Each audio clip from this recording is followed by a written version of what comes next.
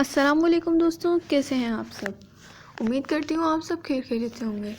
यहाँ पर जो आज मैं चैप्टर डिस्कस करने जा रही हूँ, ये जो है क्लास 11 चैप्टर 11 जो है वो आज मैं डिस्कस करने जा रही हूँ। चैप्टर नंबर ये 11 है, बायो एनर्जेटिक्स। तो यहाँ पर आइए सबसे पहले इसको स्टार्ट करते हैं। बायो एनर्जेटिक्स एक बहुत ज़्यादा इम्पोर्टेंट टॉपिक है, यह इम्पोर्टेंट चैप्टर है, ना सिर्फ फर्स्ट ईयर इंटर वालों के स्टूडेंट के लिए बल्कि एमडीके 2024 वाले स्टूडेंट के लिए भी बहुत ज़्यादा इम्पोर्टेंट टॉपिक है। तो यहाँ पर इसका एक एक टॉपिक इस चैप्टर का बहुत ज़्यादा इम्पोर्टेंट है, केयरफुली इसको देखिएगा। कोई भी पॉइंट मिस हो जाए या कोई भी पॉइंट में आप लोगों को जो कन्फ्यूजन हो वो आप लोग मेरे से कमेंट सेक्शन में पूछ सकते हैं। इसके अलावा पास पेपर से आप लोग इसके एमसीक्यूज़ देखिएगा मेरे उस पर प्लेलिस्ट पे जाकर, तो उसमें भी आप लोगों को बहुत ज़्यादा हेल्पफुल होगी। आप लोगों के साथ साथ एफएससी या एचएससी के साथ साथ आप लोगों की जो है एमडीकेट की भी तैयारी होती रहेगी। तो आइए चलिए इसको स्टार्ट करते हैं। इसको स्टार्ट करने से पहले मैं आप सबसे रिक्वेस्ट करूँगी, मेरे चैनल स्मार्ट अकेडमी को लाइक एंड सब्सक्राइब ज़रूर करिएगा। अपने फ्रेंड्स के साथ ज़रूर शेयर, बेल आइकन पर क्लिक कर दीजिएगा ताकि मेरी नेक्स्ट आने वाली वीडियो आप तक पहुंच सके। तो सबसे पहले जो है मैं बायो एनर्जेटिक्स को डिस्कस करती हूँ कि बायो एनर्जेटिक्स है क्या। ये एक एनर्जी ट्रांसफॉर्मेशन है from one body to another, ठीक है, या वन फॉर्म टू अनदर।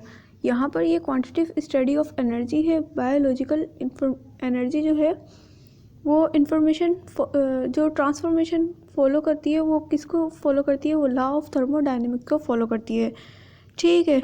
ये किसको फॉलो करती है, ये लॉ ऑफ थर्मोडायनेमिक्स को फॉलो करती है।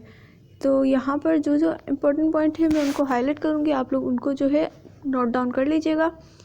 लेक्चर को सुनने से पहले मैं आप सबसे रिक्वेस्ट करूँगी कि अपने साथ एक नोटबुक रख लें, ताकि जो है मैं मेन पॉइंट बोलूँ आप लोग फ़ौरन नोट करते जाएँ, ताकि आप लोगों को नोट्स बनाने की ज़रूरत ना पड़े।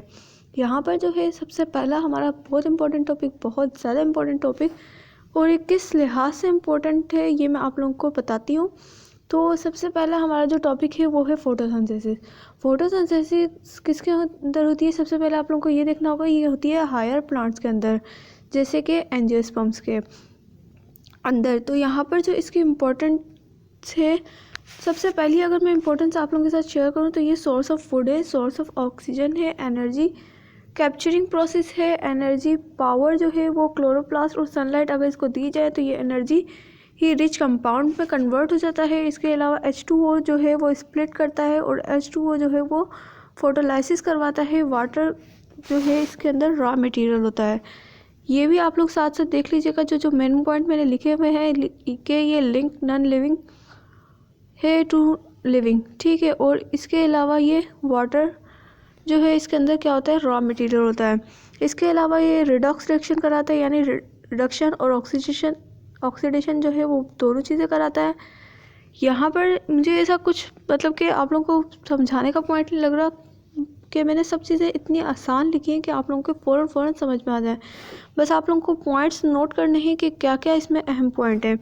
तो यहाँ पर ये जो फिज़िको केमिकल प्रोसेसेस हैं ये यूज़ होते हैं फिज़िकल लाइट के लिए और फॉर्मेशन ऑफ ग्लूकोज के लिए, ठीक है। इसके अलावा जो है ये क्या कराता है, ये एनाबॉलिक प्रोसेस कराता है,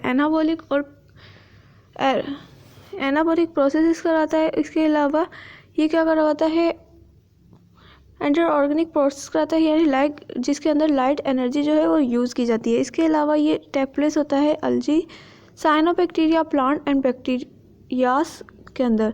इसके अंदर ऑक्सीडेशन होती है और रिडक्शन होती है। ऑक्सीडेशन किस तरह होती है मैंने आप लोगों को यहाँ पर करके दिखाया है H2O से, और इसके अंदर रिडक्शन किस तरह होती है ये भी आप लोग कार्बन डाइऑक्साइड और वाटर के ज़रिए देख सकते हैं।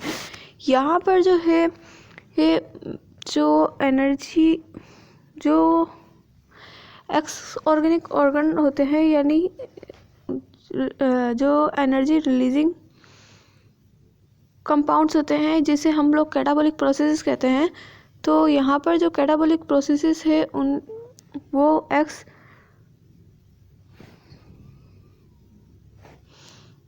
यहाँ पर, ठीक है। और जो सेकंड है वो क्या है, एंडोजेनिक, यानी जिनके अंदर एनर्जी जो है वो कंज्यूम होती है, इन्हें क्या कहते हैं, एनाबॉलिक प्रोसेसेस, ठीक है। यहाँ पर साइट ऑफ फोटोसिंथेसिस होती है। साइट ऑफ फोटोसिंथेसिस किस तरह होती है, तो यहाँ पर अगर आप लोग देखें, मैं इसकी बात कर रही हूँ कि साइट ऑफ फोटोसिंथेसिस ये अकर होती है ग्रीन लीफ के अंदर, जैसे कि मेसोफिल सेल्स के अंदर। वो किस तरह से होती है, ये देखें मैंने एक लीफ बनाया है जो कि सन से क्या कर रहा है, लाइट ले रहा है। इसके अंदर 1% जो है वो लाइट एब्जॉर्ब हो रही है लीफ के अंदर। और इस ये क्या है जो आप लोगों को ये जो ग्रीन ग्रीन हाईलाइट किया हुआ है मैंने, ये क्या है, मेसोफिल सेल है जो कि कंटेन कर रहा है क्लोरोप्लास्ट और कंटेन कर रहा है पिगमेंट, ठीक है, इन थाइलाकोइड। तो यहाँ पर जो है यहाँ पर जो है क्लोरोप्लास्ट जो है वो अरेंज किया हुआ है मेसोफिल के अंदर, मेसोफिल सेल्स के अंदर।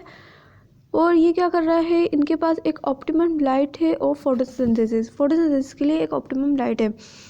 रोल ऑफ लाइट एक बहुत इंपॉर्टेंट टॉपिक है, तो यहाँ पर इसको आप लोग ध्यान से देखें। रोल ऑफ लाइट के अंदर मैं हूँ, तो यहाँ पर ये क्या होता है, अरेंजमेंट ऑफ क्लोरोप्लास्ट होती है on the basis of light intensity. किस तरह से लाइट इंटेंसिटी के उस पर, तो यहाँ पर लाइट इंटेंसिटी अगर हाई होगी तो क्या होगा, मेसोफिल सेल के अंदर क्या होगा, ये अरेंज हो जाएंगे एक पैरेलल पैटर्न के अंदर और इंसिडेंट करेंगे लाइट के साथ और अलोंग लेटरल वाल जो है